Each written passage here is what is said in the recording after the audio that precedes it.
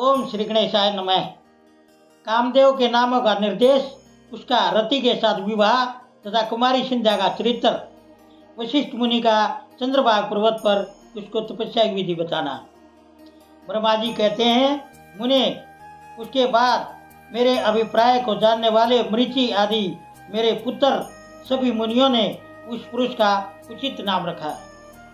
दक्ष आदि प्रजापतियों ने उसका मुंह देखते ही प्रोक्ष के भी सारे वृत्तांत जानकर उसे रहने के लिए स्थान और पत्नी प्रदान की। मेरे पुत्र मरीचि आदि द्विजों ने उस पुरुष के नाम निश्चित करके उससे यह युक्ति युक्त बात कही।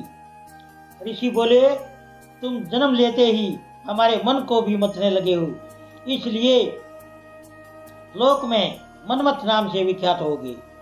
मनोभव, तीनों लोकों में तुम इच्छा अनुसार रूप धारण करने वाले हो।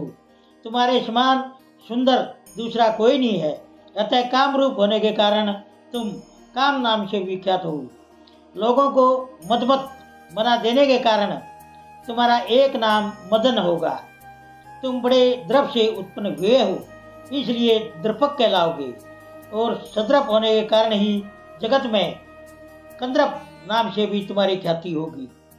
समस्त देवताओं का सम्मिलित बल पराक्रम भी तुम्हारे समान नहीं होगा, अतः सभी स्थानों पर तुम्हारा अधिकार होगा और तुम सर्वव्यापी हो जाओगे। जो आदि प्रजापति हैं, वे ही ये पुरुषों में श्रेष्ठ दक्ष तुम्हारी इच्छा के अनुरूप पत्नी स्वयं देंगे, वह तुम्हारी कामिनी होगी।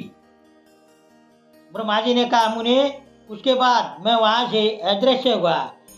इसके बाद दक्ष मेरी बात का स्मरण करके कंद्रव से बोले, कामदेव, मेरे शरीर से उत्पन्न हुई मेरी यह कन्या सुंदर रूप और उत्तम गुणों से सुशोभित है, इसे तुम अपनी पत्नी बनाने के लिए ग्रहण करो।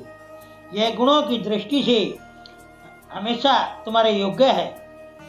महातेजस्वी मनोभाव, यह सदा तुम्हारे साथ रहने वाली और तुम्हारी रुचि के अनुसार चलने वाली होगी। धर्मतः यह सदा तुम्हारे अधीन रहेगी। ऐसा कहकर दक्ष ने अपने शरीर के पसीने से प्रकट हुई उस कन्या का नाम रति रखकर उसे अपने आगे बैठा और कंद्रव को संकल्प पूर्वक सौंप दिया। नारद, दक्ष की वह पुत्री रति बड़ी रमणीय और मुनियों के मन को भी मोह लेने वाली थी। उसके साथ विवाह करके कामदेव को भी बड़ी प्रसन्नता हुई। अपने रति नामक सुंदरी स्त्री को देखकर उसके हाव भाव आदि से अनुरंजित हो कामदेव मोहित हो गया। तात उस समय बड़ा भारी उत्सव होने लगा, जो सबके सुख को बढ़ाने वाला था। प्रजापति दक्ष इस बात को सोचकर बड़े प्रसन्न थे कि मेरी पुत्री इस विवाह से सुखी है।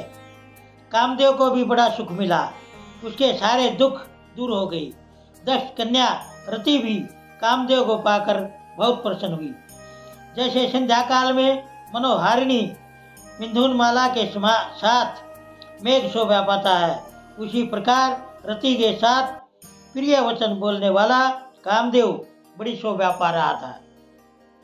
इस प्रकार रति के प्रति भारी मोह से युक्त रतिपति कामदेव ने उसे उसी तरह अपने हृदय के सिंहासन पर बिठाया, जैसे योगी पुरुष योग विद्या को हृदय में धारण करता है। इसी प्रकार पूर्ण चंद्रमुखी रति भी उस श्रेष्ठ पति को पाकर उसी तरह सुशोभित हुई, जैसे श्री हरि को पाकर पूर्ण चंद्रान्ना लक्ष्मी शोभा पाती हैं। सुत जी कहते हैं, ब्रह्मा जी का यह कथन सुनकर मुनि श्रेष्ठ नारद मन ही मन बड़े प्रसन्न हुए और भगवान शंकर का स्मरण करके हर्षपूर्वक बोले, महाभाग, विष्णु शिष्य महामते विधाते, आपने चंद्रमौली शिव की यह अद्भुत लीला कही है। अब मैं यह जानना चाहता हूँ कि विवाह के पश्चात जब कामदेव प्रसन्नता पूर्वक अपने स्थान को चला गया, दक्ष भी अपने घर को पधारे तथा आप और आपके मानस पुत्र भी अपने अपने धाम को चले गए, तब पितरों को उत्पन्न करने वाली ब्रह्म कुमारी संध्या कहाँ गई? उसने क्या किया और किस पुरुष के साथ उसका विवाह हुआ, संध्या का यह सब चरित्र विशेष रूप से बताइए। ब्रह्मा जी ने कहा, मुने, संध्या का वह सारा शुभ चरित्र सुनो जिसे सुनकर समस्त कामिनियां सदा के लिए सती साध्वी हो सकती हैं। वह संध्या जो पहले मेरी मानस पुत्री थी, तपस्या करके शरीर को त्याग कर मुनि श्रेष्ठ मेघाती थी की बुद्धिमती पुत्री होकर अरुंधति के नाम से विख्यात हुई। उत्तम व्रत का पालन करके उस देवी ने ब्रह्मा, विष्णु और महेश्वर के कहने से श्रेष्ठ व्रतधारी महात्मा वशिष्ठ को अपना पति चुना। वह सौम्य स्वरूप वाली देवी सबकी वंदनीय और पूजनीय श्रेष्ठ पतिव्रता के रूप में विख्यात हुई। नारद जी ने पूछा, भगवान, संध्या ने कैसे, किस लिए और कहाँ तप किया? किस प्रकार शरीर त्याग कर वह मेधातिथि की पुत्री हुई? ब्रह्मा, विष्णु और शिव इन तीनों देवताओं के बताए हुए श्रेष्ठ व्रतधारी महात्मा वशिष्ठ को उसने किस तरह अपना पति बनाया? पितामह, यह सब मैं विस्तार के साथ सुनना चाहता हूँ। अरुंधति के इस कौतूहलपूर्ण चरित्र का आप यथार्थ रूप से वर्णन कीजिए। ओम नमः शिवाय।